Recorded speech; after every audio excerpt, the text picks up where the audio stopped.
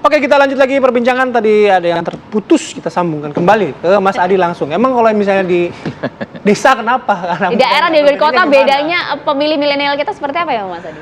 Ya kalau di kota itu kan paket datanya lengkap lah ya. Kalau teman-teman di desa itu kan sekali download, melihat konten visual dia langsung berhenti, nggak penuh. Tapi kalau di desa itu penetrasi yang face to face masih penting ya, baik yang dilakukan oleh kandidat ataupun melalui tim sukses. Oleh karena itu, yang kita bicarakan sebenarnya lebih kepada kita melihat anak-anak muda, ini perspektif perkotaan. Anak di desa, baik dari pendekatan dan isu itu, pendekatan yang menurut saya agak berbeda. Pertama nih, kalau bicara tentang anak muda di desa, yang mereka pikirkan adalah bagaimana cari pekerjaan yang oke dan mantap. Ya, tidak terlampau peduli dengan bagaimana tingkat pendidikan mereka itu naik ke jenjang yang lebih tinggi. Di kota nggak begitu. Yang mereka bicarakan adalah bagaimana kualitas pendidikan dan akses terhadap pendidikan yang lebih mapan membuat kualitas kehidupan mereka semakin mantap. Pada level ini, pada level pragmatisme saja itu sudah berubah. Jadi bagi anak-anak desa, kemudian anak muda, milenial, bagi mereka dapat kerja, apapun judulnya. Ini menjadi penting bahwa setiap capres dan cawapres yang turun ke bawah memastikan kalau jadi presiden, harapan terhadap dunia kerja itu semakin terbuka. Kerja tidak harus di sektor formal, tapi di sektor-sektor lain yang selama ini tidak bisa digarap dengan baik. Di daerah itu kan kalau nggak desa, ya petani, kemudian apalagi nelayan, dan itu harus diberdayakan, Pak. Kan sekarang banyak anak muda yang kemudian agak hopeless pikirannya untuk menjadi petani, karena percuma jadi petani. Untuk apa? Karena keberpihakan terhadap petani tidak ada. Melanjutkan orang tuanya yang jadi penelayan. Untuk apa jadi nelayan? Kalau kemudian hasil panen mereka itu kemudian diinvasi oleh kebijakan-kebijakan impor. Ada juga yang menjadi tukang kebun dan seterusnya dan seterusnya. Mereka nggak aware kalau keberpihakan para capres dan cawapres pada bidang itu, terutama pada sektor pekerjaan yang selama ini tekuni itu peduli, sangat mungkin pemilih muda dan milenial ini akan menjadi bagian penting di dalamnya. Nah, yang kedua soal toleransi terhadap money politik. Kalau anak muda di kota, oke, money politik adalah suatu hal yang biasa dalam demokrasi, ambil uangnya tak pilih orangnya. Di desa beda lagi. Beda, Mas? Beda lagi. Ambil uangnya, coblos orangnya, kalau bisa tambah ini uang politiknya. Kok cuma segini?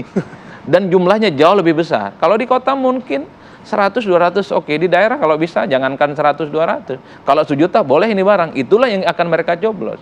Ini yang saya kira adalah satu pendekatan-pendekatan yang tidak mudah ketika melihat anak muda. Oleh karena itu breakdown soal bagaimana mendiagnosa kepentingan politik mereka tidak sesederhana yang kita bayangkan. Bahwa dengan konten, video, visual mereka nggak bisa, Pak. Anak muda itu juga perlu digiring bagaimana ada hal-hal yang sifatnya konkret, cash and carry, terutama di daerah-daerah yang memang selama ini menganggap politik itu biasa saja. Politik bagi mereka adalah soal transaksional, siapa yang bawa kerudung dan bawa sembako, bukan yang apa yang ada di TikTok. Ya, sepakat Mas Arya. Ya, saya pikir kalau berdasarkan data ya, saya kembali ke data. Jadi gini, ada studi misalnya dari Polgov UGM kemarin belum lama merilis. Tadi dikatakan misalnya partisanshipnya rendah. Nah, hasil survei itu secara nasional ternyata yang merasa dekat dengan partai politik 20%. Tapi yang menjadi lebih penting lagi, yang merasa dekat dengan capres itu 2 kali lipatnya lebih, hampir 50%. Jadi anak muda, jadi waktu itu surveinya seingat saya mahasiswa 800 responden seluruh Indonesia, dan menunjukkan karena populasi mahasiswa juga penting juga ya, karena ada spillover efek ya, efek menular karena dia mempunyai tingkat literasi dan seterusnya. Nah, itu 20% ke partai, kemudian ke figur hampir 50-an%. Nah, itu tapi kembali ke kebutuhan anak muda tadi. Nah, dari populasi itu juga ditunjukkan soal lapangan kerja menjadi isu pertama hampir 50-an%, baru kemudian ada isu lain. Ya, misalnya ada isu hukum dan seterusnya. Nah, jadi selain soal diferensiasi geografis antara rural urban, penting juga anak muda berdasarkan diferensiasi misalnya di pendidikan mereka. Nah, karena beberapa anak muda yang well educated ternyata membutuhkan lapangan pekerjaan, bukan hanya yang menjadi fitur penting di anak muda di perkotaan yang bisa jadi pendidikan. Nah, kalau merujuk ke data sebenarnya tidak terlalu jauh berbeda antara urban dan rural jika kita merujuk ke data, meskipun tentu ada argumen yang bisa menjelaskan itu secara kualitatif. Tapi isu ya, isu yang menjadi perlu diperhatikan. Kalau dari mungkin pendek, isu apa sih sebenarnya yang Anda harapkan dibawa oleh si capres-cawapres ini untuk kepentingan kaum muda? Sebenarnya tadi udah ter-highlight kalau anak muda itu adalah tentang lapangan kerja. Kalau bicara tentang di desa itu menjadi isu nomor 1. Yang kedua yang sekarang lagi hype di tengah anak muda adalah isu lingkungan. Yang ketiga adalah tentang masih sama kebutuhan pokok, bahan-bahan dasar. Tapi yang ingin saya highlight sedikit saja bahwa anak muda itu nggak begitu peduli kok memang dengan partainya, dengan apa warnanya.